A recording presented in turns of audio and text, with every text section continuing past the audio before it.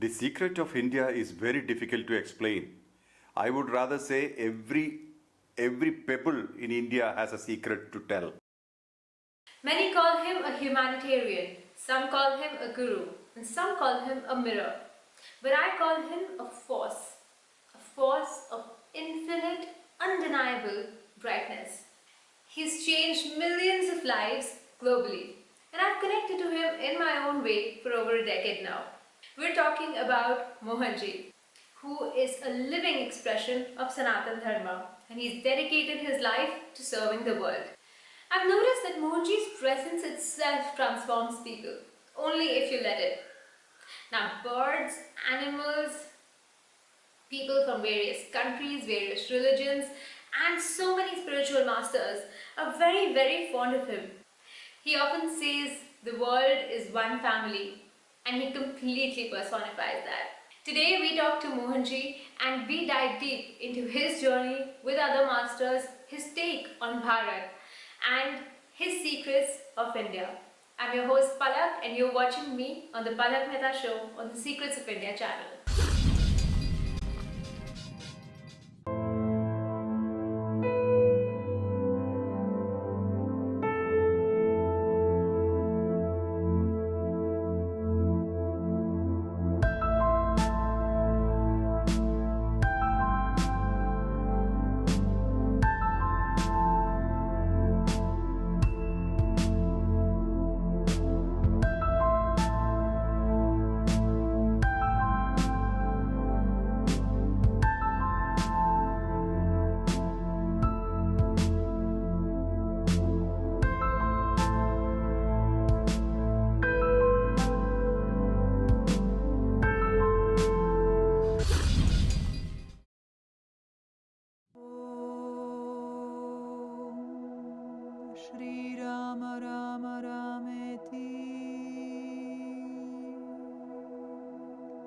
Namaste Mohanji, thank you so much. We're very honored to have you here. My first question to you is Mohanji, that what according to you is the secret of Bharat? The secret of India is very difficult to explain. I would rather say every pebble in India has a secret to tell. The real India is secret or sacred India.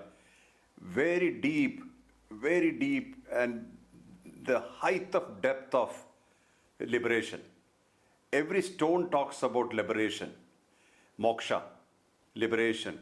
This is embedded, or it's the source and soul of every pebble of India. So the real India is the spiritual India, which is not just spiritual. It's really transformative and liberation oriented. So every aspect of Bharat, I would like to call Bharat, Bhava, Raga, Tal together, that has the vibration. Just like our body, we have various vibrations, various frequencies, like a medley, like a harmony, synchronized together to create a great harmony, which we call as health, well-being. Just like that, the harmony of life is built into the soil of Bharat.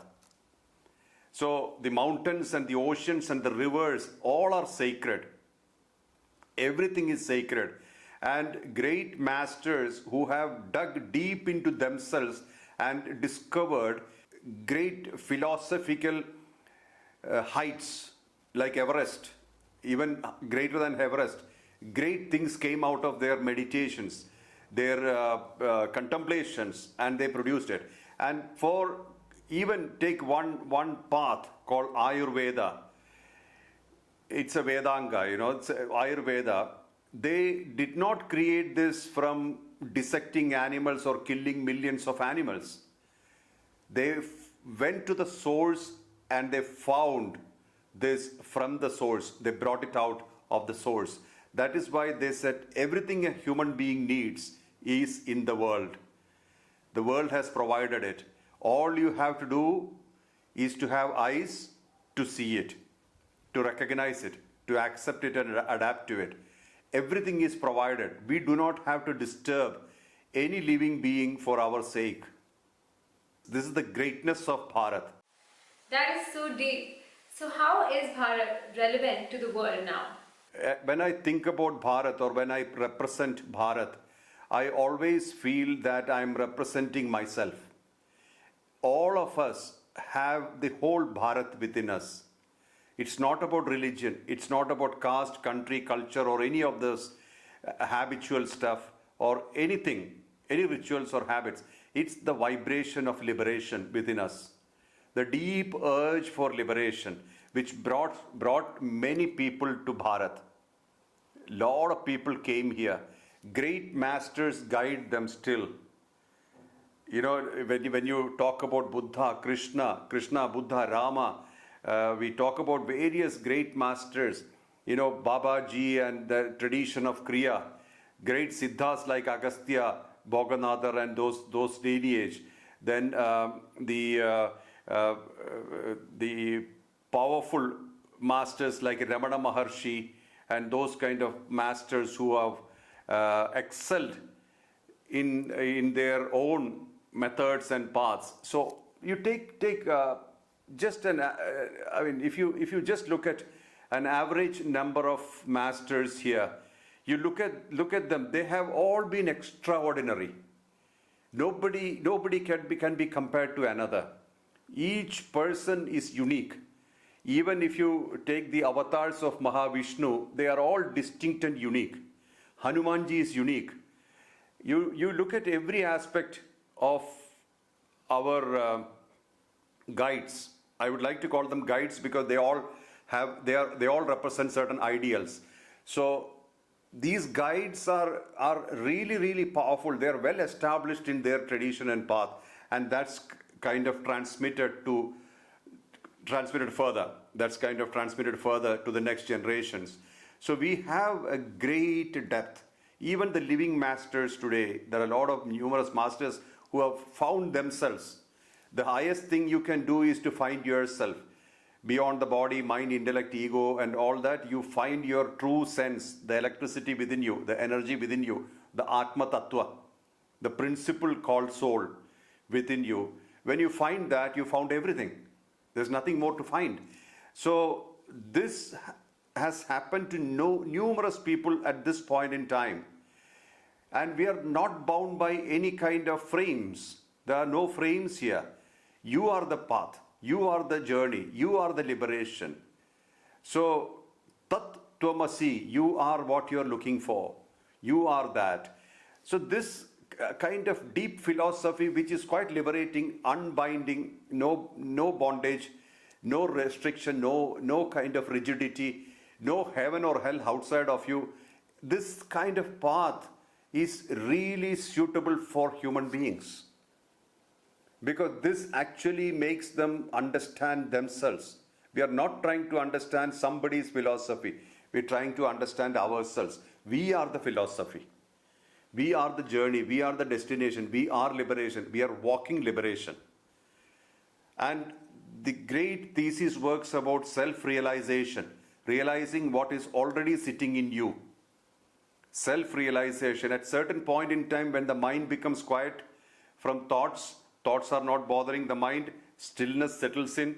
That time you realize there is a huge power and electricity which is making this whole body function. Body is just like a cage, but there is a indweller, somebody living inside, and that living being is making everything alive.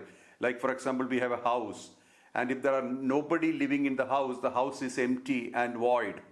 But when people start living in the house, there is a life in the house. Just like that, the soul enters the body, it gives life to the body. It gives life to every aspects of the body. Then we start connecting to the soul, which is giving life to every aspect of the body. We become self-realized. And then we see the same in every being around you. We become God-realized. Means we see the spark of God through numerous beings. And all these beings are our own reflection. We are a unit, they are units. When all these units come together, we become the macrocosm, the whole universe. So we get to know these things by connecting to ourselves. Without connecting to ourselves, we cannot understand. And we never ever believed in fears. We have no fears. Fears bind you. Fears are the major boundaries of our mind. When fears are taken away, the mind opens up. We become fearless because there is no room for fear. There is nothing to be afraid of. There is no God sitting out there looking at you and waiting to punish you. God is the energy of God is within you. Nurture that energy, become selfless, become compassionate, become kind, become everything. Means you accept everything around you and inside you. Through acceptance, you become one with everything. Then you become one with God. You can only love God, you cannot fear God. There's no room for fear. So when fear is taken away from the mind, mind becomes free. We start experiencing freedom. Where will you find this philosophy? Bharat has this great treasury. This is why the whole world should be proud of Bharat. This is not for the people who are born here. This is so rich. It's available for all the people of the world. Telling them to find themselves, giving them methods. I've never thought of it this way. So, Mohanji, what were some of these methods? They gave the methods of Swara, breath. Through the breath, you can find yourself. Through your heartbeat, you can find yourself. Catch hold of something which is already within you and find yourself. And then you find yourself, and then you found everything. All that you are looking for is there. And what do you see outside? To fulfill your aspirations and your desires. There are materials outside so that you can realize, so that you can understand there is you and another. That means you can understand there is you because there is another. Duality. That is why we have some separation. The idea of separation. The idea of mind. Mind is an idea. And that unification happens within when we start understanding ourselves completely, when we start assimilating and aligning with ourselves. Outside is only our own reflection, which is always there, but we start understanding that it's only a reflection. When we become angry, we see anger in the world outside, just like a mirror. When we are happy, we see happiness outside. When we love, we see love outside. What we are, we see outside. So where are we? We are inside and we are outside. Everything is us. That is why I said Bharat is not this land. Bharat is everywhere. This philosophy is nurtured and cultivated and brought to a certain level so that the whole world can feast from it. We got to be proud of Bharat. This depth you will not see anywhere. It is in every sand piece, a particle or soil or pebble of Bharat. This is written. If we have eyes to see, we will see that. And that's enough for us to transform. Just to know. Remove the caste, culture, country boundaries. Remove all the barriers which man created, man-made barriers. Remove all that and see. You will see the beauty and the depth of oneness. India has given us the gift of finding your true self in the whole world. There's just so much to know. About Bharat, I can explain more and more like this because I only see the wonder of Bharat. See, I cannot claim that I know Bharat. I do not. I don't think anybody knows Bharat because we have only seen the people, the culture, the cultural differences, or we have seen the invaders, those who came and conquered Bharat, took things away from here, material things, and they become rich. And then we see the forced poverty here. So there was a time when there was no poverty.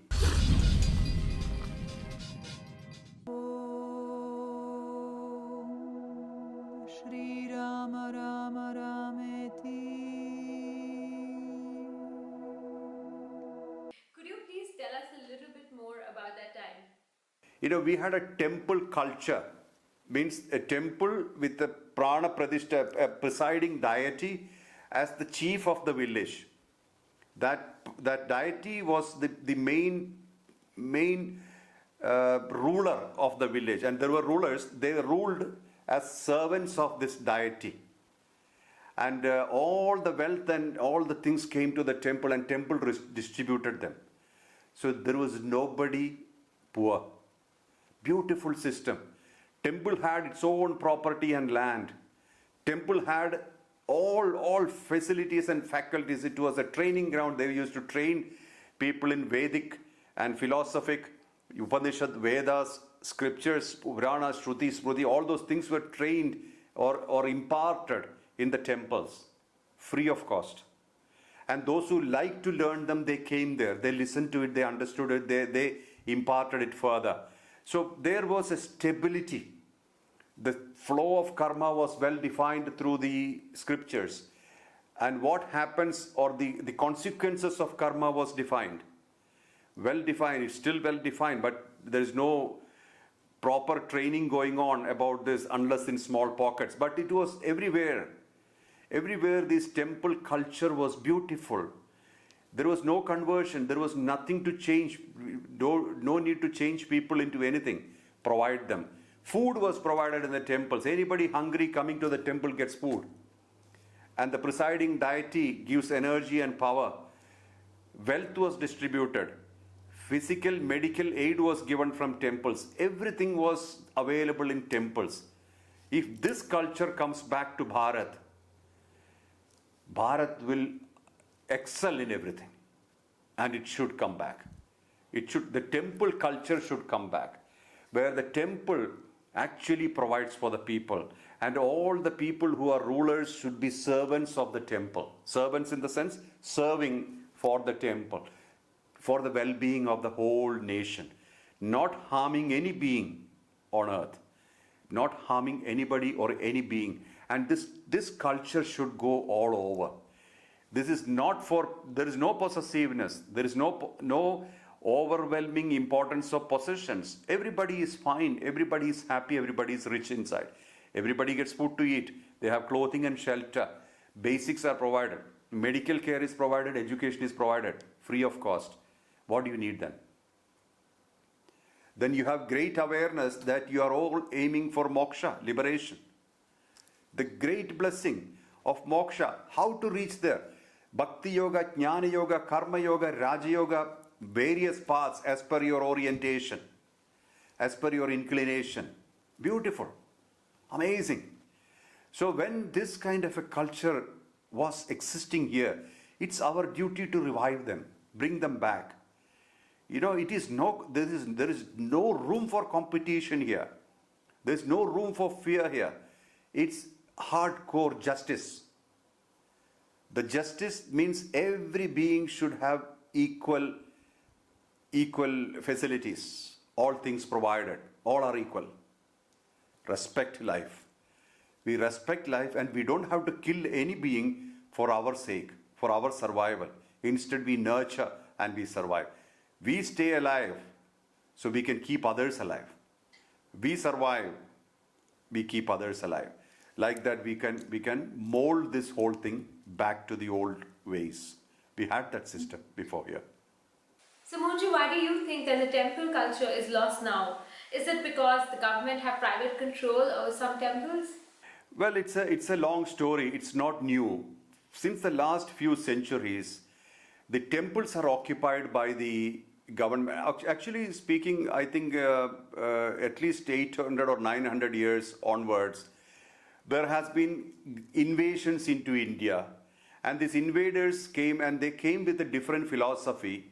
And the main thing is that when an invader comes with a different philosophy, he's eager to cultivate his philosophy on this land. So one of the things is to destroy or dissolve the existing icons or the strongholds of this philosophy, which are temples. So numerous people came to loot temples from here. The temples used to be very rich because they used to be the distribution points. And they came to destroy or to loot from the temples. And thus they try to to destroy, to disintegrate this whole setup, to destroy the setup. Secondly, forced conversions to their philosophy, their religion. So what happened is that you create certain different segments within this community, within the whole clan. So there are conversions and people following a certain other philosophy that becomes competition. So what I believe in and what you believe in are different. So you can fight. Then second, then later on the elected government started coming, and they, by the time all these temples were controlled by rulers.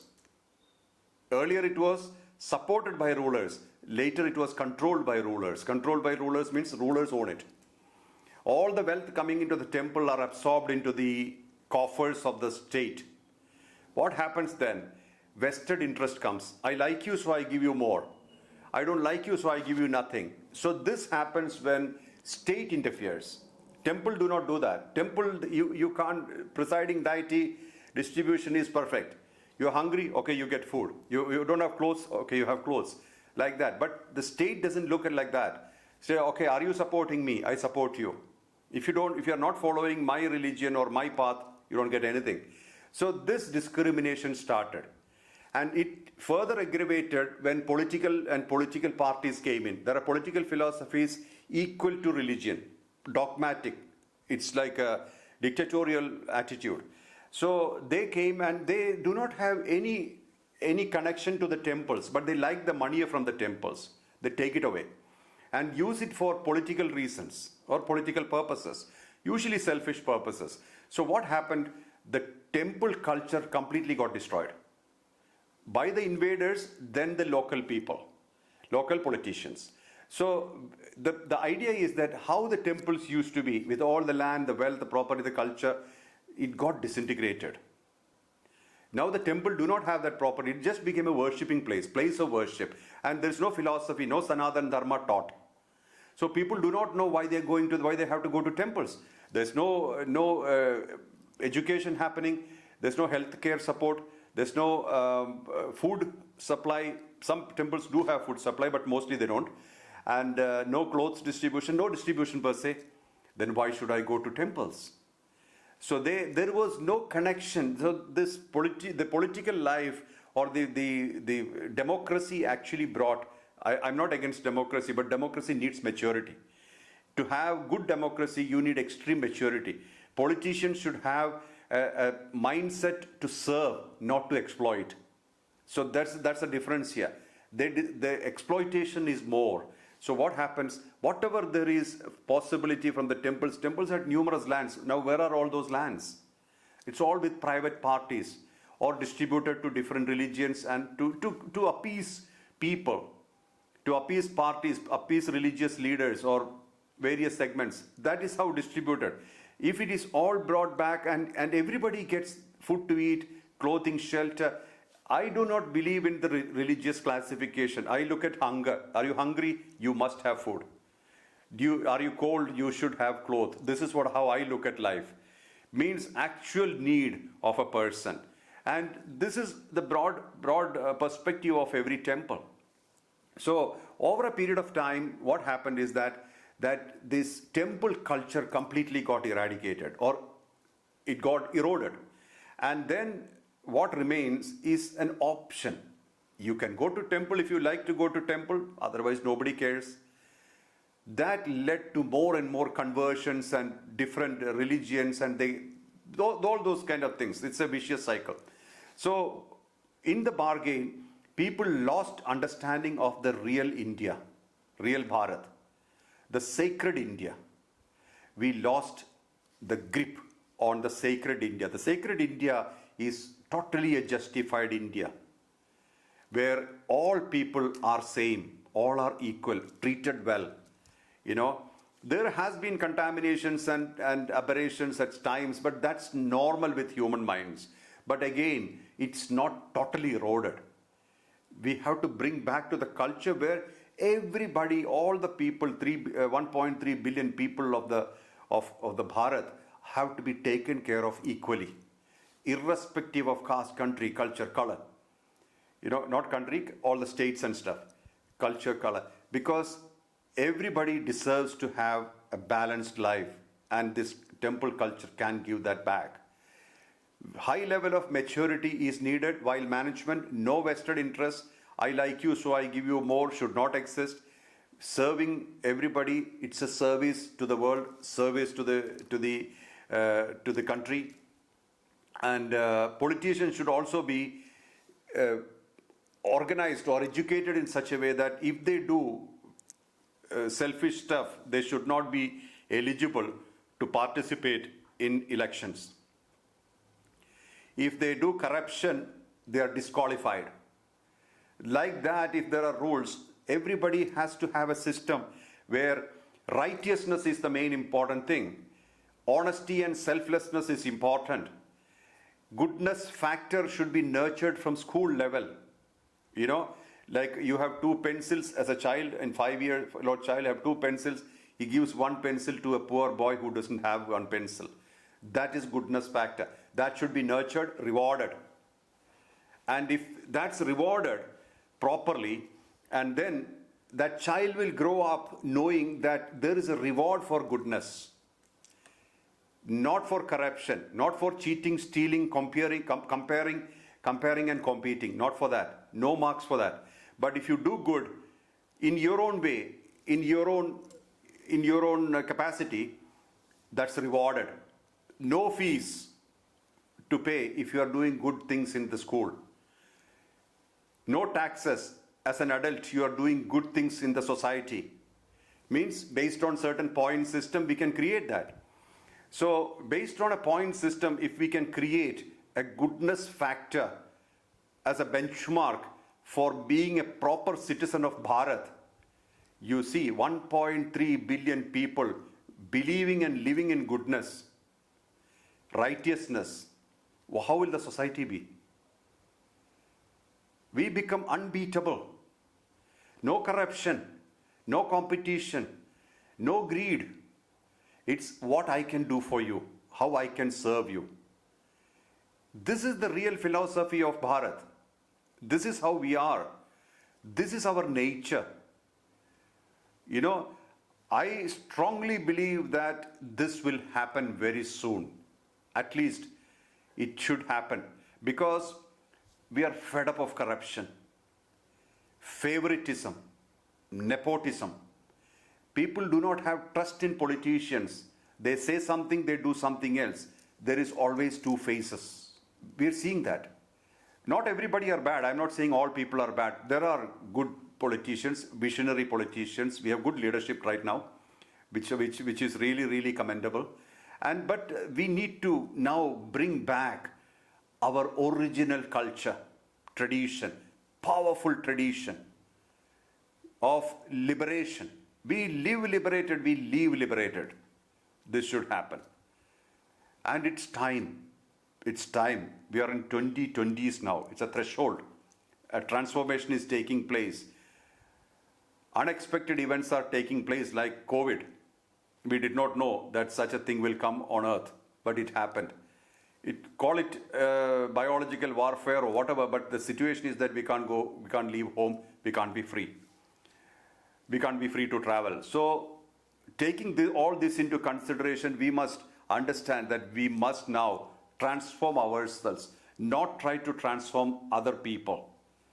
We transform ourselves, cultivate the goodness factor, righteousness factor, make it a law, and give rewards, tangible rewards, recognition, appreciation, honor for doing great. We have that thing in pockets, but it should be standardized in schools, in colleges.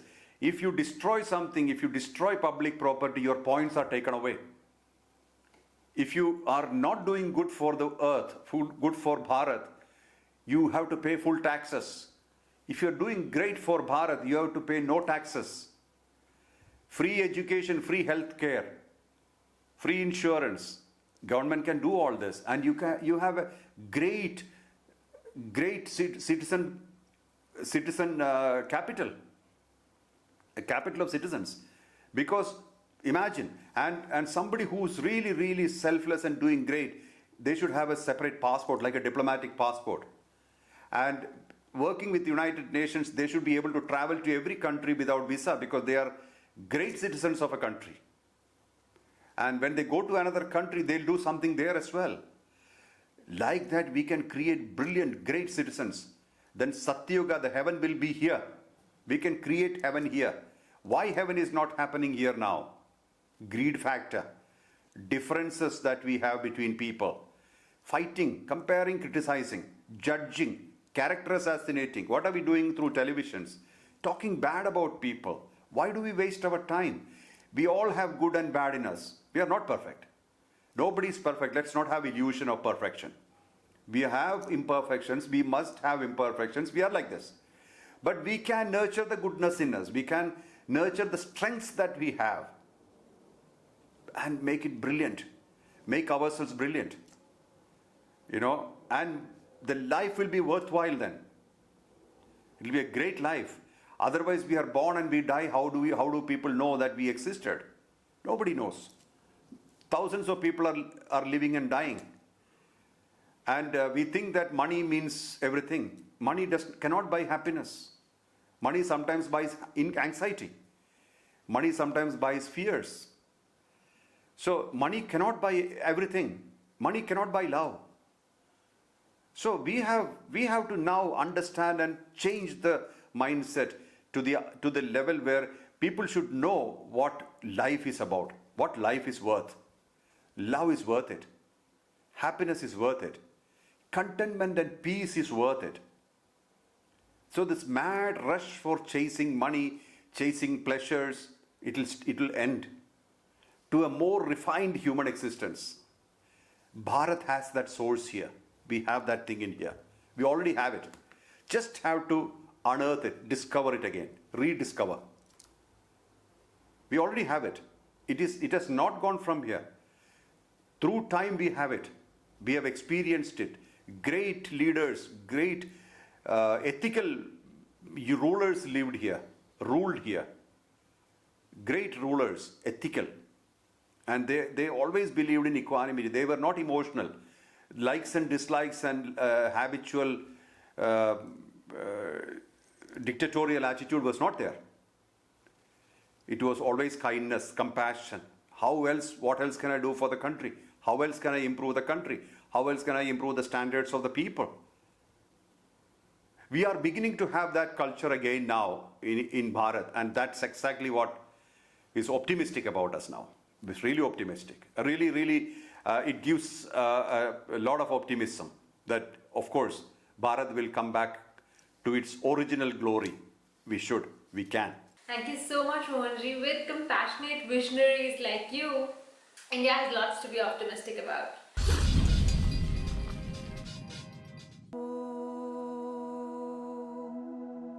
Shri Rama Rama Rameti. That brings me to my next question, Mohanji. Sanadana Dharma has welcomed all traditions. In fact, the golden tradition of the masters has welcomed all masters, all belief systems. And I myself have witnessed so many darshans happening through you, of Jesus Christ consciousness, of Guru Nanak Ji's. You allow everything to happen spontaneously. So, why is it that today people misunderstand Sanatana Dharma or mix it with a political agenda when it has been completely open and universal? Sanadana Dharma is unignorable. What is Sanadana Dharma? It's a basic ground rules of creation. It's a basic ground rules of existence. Just like the sun has to rise, it nourishes earth, and it also sets at some point in time. That neutral expression of kindness and compassion. Sun is the prime example. Imagine the sun is always at 12 o'clock state on earth. Earth will be burned to ashes because we cannot tolerate that, right? Because there is a sunrise and a sunset and an equal distribution of energy on earth, the plants are flourishing, birds, animals, and human beings are living here. If the temperature rises or reduces after beyond a certain limit, we are all finished. So Sanadana Dharma is like that. the equanimity, the equality, or the balance of existence is Sanadana Dharma. And that has numerous dimensions for sure. Like, for example, if you leave the nature alone, nature takes care of itself. And when human beings withdrew into their own abodes because of COVID situation, nature came back to its original state to some extent. So who is disturbing the nature? Human beings. So Sanadana Dharma has nothing to do with religion. It's not religion. This is something which you cannot ignore. This is your life. Sanadana Dharma is the way our body is synchronized. Everything, every organ is assisting each other, uniting, connecting to each other, and the brain functions, and all the things are working in harmony and synchronicity. This is Sanadana Dharma. That means the basis of creation. How earth, the life on earth works. Sanadana Dharma is also how the universe maintains itself. Sanadana Dharma means the connection between all these planets and the satellites. Imagine the moon is not put in that particular orbit and it decides to move up and down. If moon collides with earth, what happens? So moon is set there and it's going in its orbit. Earth is moving in a particular orbit and it's disciplined. This is Sanadana Dharma. That means a ground rule which is set, which is conducive to have life on earth or life everywhere, not only earth, everywhere. So there are numerous lokas, worlds, which we can see and which we cannot see. Some of the planets we can see, there are so many things which we cannot see. Human eyes have limitation. So all this put together comes under the jurisdiction of Sanadana Dharma. So it's not a religion on earth. So Sanadana Dharma cannot be ignored. It's unignorable. Now, the Hindu way of existence is in tune with Sanadana Dharma. That is why Sarve Bhavantu Sukhinaha. Let all the beings be happy. Let all the beings have its harmony and perfection and happiness. So this kind of a correlated existence where we don't disturb anybody and we should save ourselves from disturbance as well. Means self-protection, but we are not attacking or killing anybody. That's why Bharat never invaded any country. Bharat never attacked or invaded any country. It never went and looted others' wealth. Because we don't need that. We don't need that. We are self-sufficient. We are happy with what we have. It doesn't mean complacency. It's not complacency. It's awareness. That whatever you are supposed to have, whatever you deserve, will fall on your lap. It'll come to you. It'll reach you. It has to reach you. So this awareness is already there, and that makes a person settled. So a Hindu is somebody who's balanced. You don't have to chase anything. You don't have to conquer anything. You don't have to change into anything. You are fine. Let everybody be happy. Let all people be happy in their own lifestyle or their own ways. That is our culture, our philosophy. This is Sanadana Dharma. And this cannot be ignored.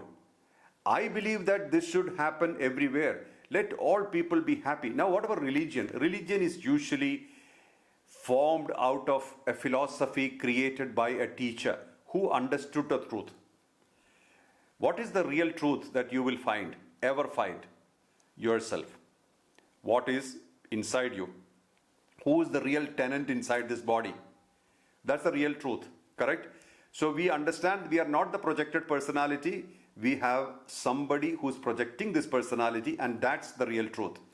Once we find that, we are self-realized. Such people have found methods to reach that understanding, to reach that point. They have found methods, and that created a cult. It's not a cult, actually, it's a following. Cult is usually a negative word because it uses fear to control. A true path does not need any fear. There's no need to control anybody, anything. So true masters never controls people, never uses fear to control. So that's the true path. A cult usually uses fear to control because there's insecurity connected to that. So we don't have insecurity. We will never have insecurity. We are confident in the path. We know where we're going. We know the destination. We have found the destination. So this is good. So religion are usually concepts or philosophies created by somebody who have found himself, apparently found himself, or thought they found themselves. So this is a philosophy they wrote down, or their disciples wrote down based on their teachings and about certain method, certain path. I will never say this is wrong, this is right, because this is good for somebody. Let it be. But the problem is, when do you have this religion? Only when you are awake. What happens when you are sleeping? You go back to Sanadana Dharma, the ground rules of existence. So Sanadana Dharma is not a religion, it's your way of life. It's you, how you are. So Sanadana Dharma is eternal, and it will remain eternal whether we like it or not. But the religions, it's like you wear this shirt. This shirt suits me, so I wear it. If somebody gives me a bigger shirt, I would say I don't need it because it doesn't suit me. Like that, it's up to us to choose a path which suits us. And nobody can deny it. Nobody has the right to say this is okay, this is not okay. So, bottom line is that this confusion is because of the mind. As mind sees differences, as I said in the beginning, mind sees differences. Mind cannot see the unity, because the mind has not connected to the source. Mind has only connected to the personality called us. Like Mohanji is the personality which I have projected into this world. If I believe I am Mohanji and I start behaving and living Mohanji all the time, I might be suitable to the society, but I am not suitable to me. Why? Because my job is to go beyond this Mohanji and find myself. I need to live myself, unadulterated, undistorted myself, which is the tenant inside this Mohanji. If I have not found this tenant inside this Mohanji, I am not authentic. I am just a mind projecting something whichever I picked up from the world. That's not good enough. That's not good enough.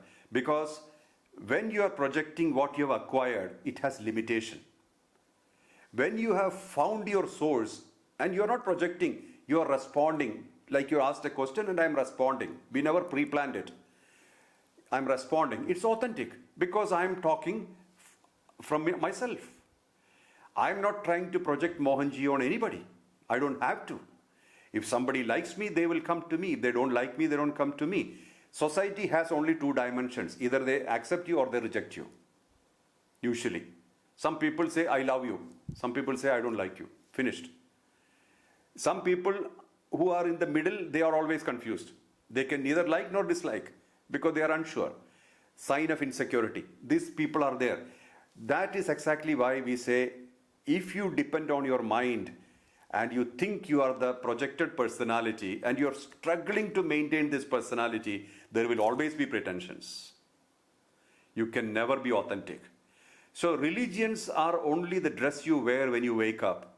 But there is a deeper you which you must find out beyond the religions. Religions are supposedly roadmaps to reach a destination which somebody has reached using that roadmap. But you are the roadmap for yourself. Only you can be the real roadmap to yourself because you are a unique personality. You can follow somebody's philosophy because you tune to it, like Bhakti Yoga, Jnana Yoga, Karma Yoga, Raja Yoga, path of devotion, path of knowledge, path of action, or path of liberation. Take any path. That's no problem. That as per your orientation. This is okay. But understand, you are choosing the path for your destination, not the path is important to you. Like you need a boat to cross the river. You don't have to carry the boat on your head after that. This we must always remember. This is the truth of our philosophy. Nobody says carry your guru on your head or carry the boat on your head. Use the boat to cross the river because you need something to cross over. For that you can use a path. But eventually you are you. Actualization, realization, dissolution. This is our path. Thank you.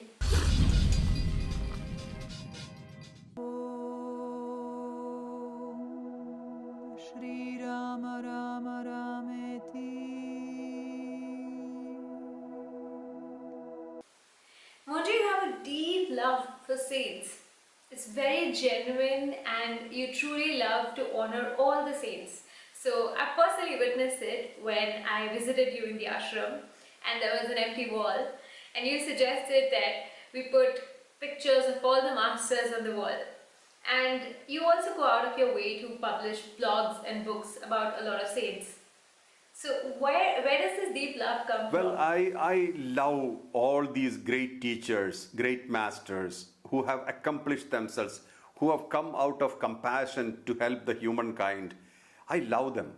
And this love is not a cultivated love, it's from the heart. You know, I have seen various masters disrespected or unaccepted or something like that in the society. Even Jesus was not accepted during his time. Sai Baba was not accepted during his time. So I like to create a culture of respect. You know, even I have faced many times disrespect or criticism or these kind of things for no reason. I never tell people to come to me. I always tell people, if you have something better to do, go. So if people come to me, I welcome them. So I like to create a culture of respect because that goes a long way in attaining grace. So I respect all masters, all people who are seekers also I respect because they are putting their effort and energy to find themselves. And masters who have found themselves have devoted their time for the sake of the society to guide them. They don't have to. They found themselves. They got what they wanted. Why should they waste their time with the people who do not care? You know, who even ridicule them or criticize them or even crucify them. There's no need. But they still stay on, they try. So I like to respect them and I see myself in them. So today if I'm sitting here, it's mostly because of Shirdi Sai Baba. I would like to say, and Babaji molded me. You know, I have to express my gratitude. I've written my blog, Babaji Beyond Definitions, about my interaction with Babaji. And is your question connected to my experience with masters or? Well, a lot of times, masters of our times are also, at least the living masters, their character assassinated, or people, you know, you give and you give and you give, and people are very ungrateful, and then, in fact, they act very unelegantly later. So, the acceptance of a living master is way tougher in our times, and yet I've seen you go through all this, and you still completely selflessly keep giving. It does not shake you. I have not shaken a bit because I have no expectations. You know, I know that some people come and they are insecure and they abuse themselves and others. So I have nothing to do. I try to give them strength and security, but some people do not take it. And secondly, if you have integrity, you will not shake. Our integrity is very important. We must remain rock steady. So any seeker, this is my advice to all seekers, be rock steady, remain steady. This is essential. Do not go after glitters. Do not go after fancy stuff or some kind of entertainment like miracles and stuff. Instead, look at your inner transformation. I always looked like that. The inner transformation simply means less thoughts in mind, empty mind. Less thoughts means less desires, less inclinations and tendencies. So this is the benchmark of progress. Not some entertainment, some miracle happened and something happened. Did you get transformed? No. Oh, that's not good enough. I would say use that time to find yourself and go within and empty yourself so you can become the universe. You have the right to become the universe. So this is my usual advice to all seekers. You know, don't fancy these miracles and stuff. They are all nice and fine, but transformation is the most important thing. Anyway, you rightly said, there are people who cannot accept certain things. It could be their own deficiencies or whatever which they project on other people. And understand that in karmic path, there is no way somebody can inflict something on you. You deserve it, or you created an environment where it happened to you. So if somebody criticized me, probably I created an environment for that criticism to happen. On the other side, if they find happiness in criticizing me, what you need at the end of the day, you're happy, I'm happy. So whatever the reason is, if you're happy, be happy. For me, it doesn't matter. I have conviction what I am supposed to do, what I have to do on earth. And what I am doing is that if I am able to give light to somebody, and if that person are able to take that light and use it well, I'm happy. This is my happiness. This is my gratification. And for which I have made various platforms, Mohanji Foundation, ACT Foundation, Amuk Care, the World Consciousness Alliance, and Early Birds Club. So all these platforms are giving aspiration, inspiration, and satisfaction to so many people. This makes me happy.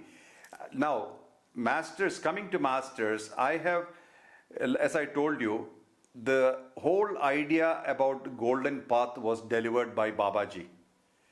And Babaji has come in my life at various successions, which I have explained in the blog Beyond Babaji Beyond Definitions.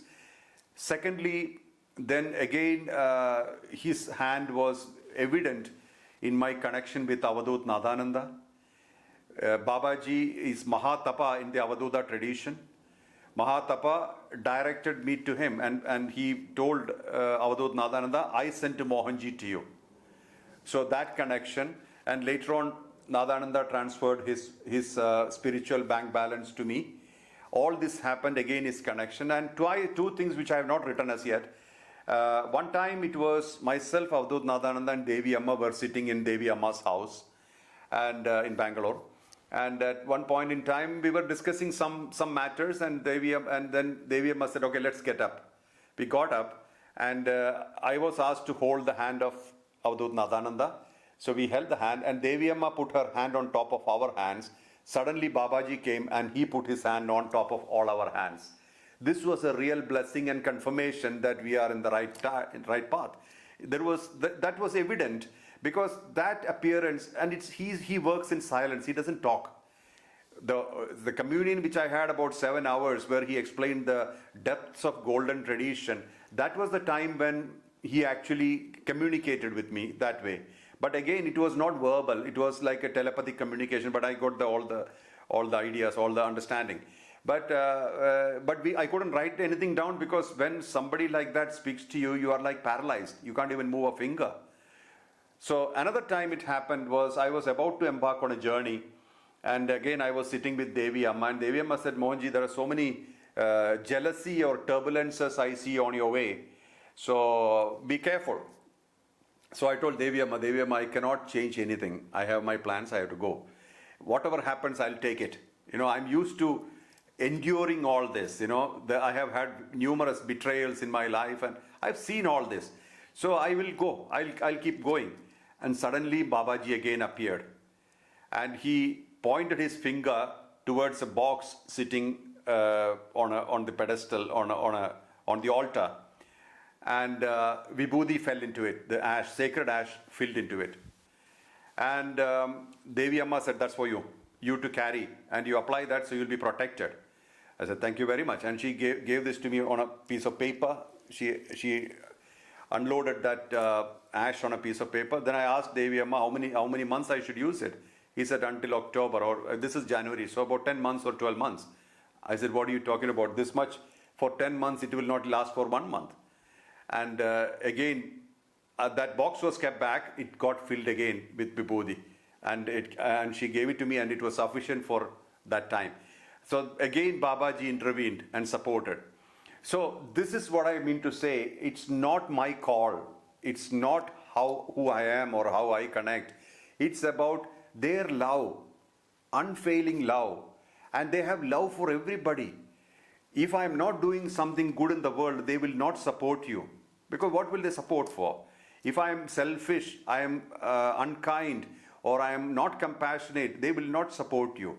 I must work the truth of human existence, the highest truth of human existence. Likewise, Shirdi Sai Baba, every point in time, whenever I had a crisis or whenever there was a problem, whenever I could not move further, he opened the doors. Every time, each time. And it so happens that, I mean, this you'll need a few episodes to talk, so I will not say all those details. But I would say that whenever I thought, okay, now that's it, I can't do this anymore, Baba opens the door. Of course, I've told about him physically meeting me. I think that's also written in my blog. So physically meeting me, and that was a transformation. That was a time when I shifted. Big shift happened.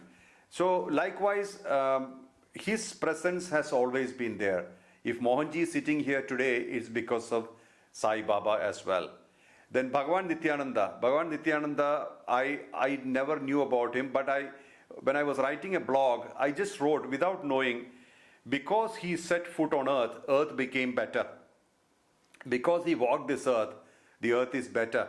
And then various lineages came to me. One is, of course, Avadut Nadananda.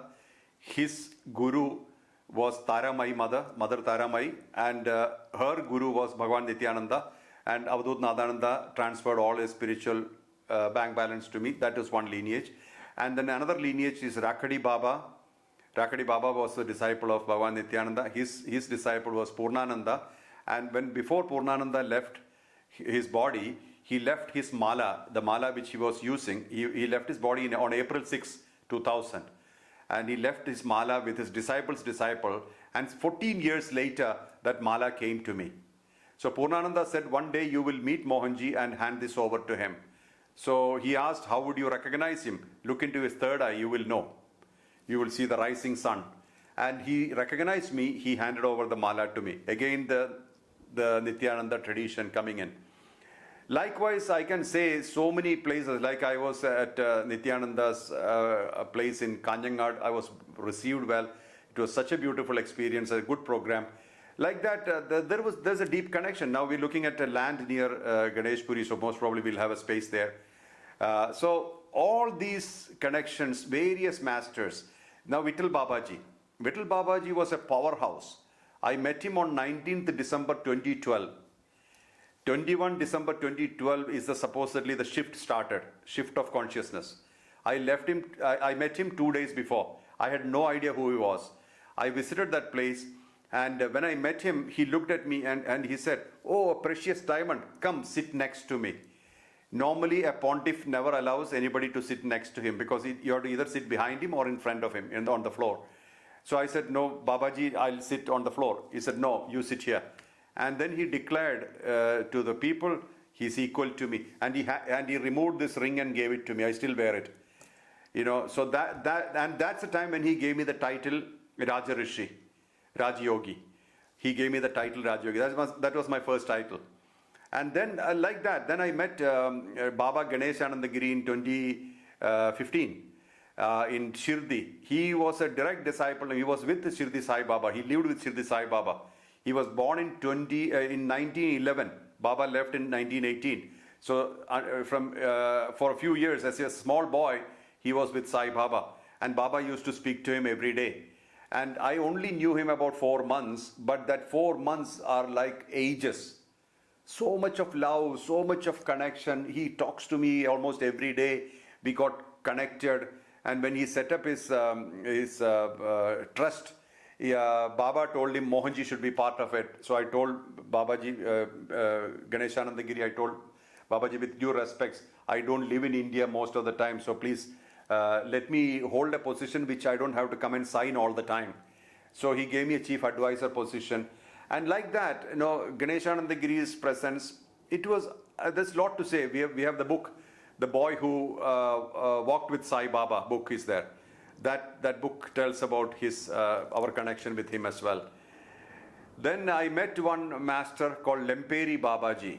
Satya Sai Baba told that people who came from Lemperi to see him, he said, "You want to see God? Go to Lemperi," means go back home. And that man he's a powerhouse, very, very powerful man. People are afraid of him. He's got a stick, he beat people. And he does not like to meet saints. He said all are faking and stuff like that. But he asked me to come and meet him. I went, and I was afraid actually, because he was a very, very powerful, he's still there, a powerful master. And nobody really knows his age, I think. But he really embraced me, and very kind, very, very kind. And he gave me a shawl and gave me dry fruits and like that. So there has been numerous people really liking me and giving me all sorts of things. I have so many more of those connections, but I will talk some other time. But the point I'm saying is that if your path is good, if your work is proper, you know, like Devi Amma, I asked Devi Amma when I had a huge attack on me from various levels, and I asked, am I doing the right thing or wrong thing? Should I stop what I'm doing? So she said, she spoke to Agastya Muni. Agastya told her, he is my son, and I like his job, I like his work, I like what he's doing, I'll support him. And I have got support from Agastya, from Bhoganather, from all these masters who talked, Vittal Babaji, Avadut Nadananda, Devi Amma, Banamali Amma, and Ganeshanandagiri Babaji, Lemperi Babaji, to name a few. There are numerous masters, and they are all selfless. They don't ask you anything. You don't have to give them anything. There's no transaction here. There's only solidarity. That's the beauty of our Bharat. You know, we do not look at what we get. We give what we have. There is your strength. If you're able to deliver what you have without looking at what you get, imagine how powerful you are. Why do we become weak? Because we think, what are we going to get? What's coming to me? That makes you weak. That makes you like a slave. But here you're not thinking anything. Okay, what I have, I give you. Take. Whatever you want, you take. So that you're free. They are free. So the relationship is beautiful. Unconditional. This is the beauty. Thank you so much, Mohanji. I hope you liked this interview. If you have questions to ask Mohanji, please write them in the comment section below. I will try to ask him in my next interview. If you like this video, please subscribe to this channel called The Secrets of India, and I will see you again in another episode. I'm your host Palak, and thank you so much for watching. If you found value, please share it with your friends as well. Om Shri Rama Rama Rameti Rame Rame Manorame Sahasranama Tatulyam Rama Nama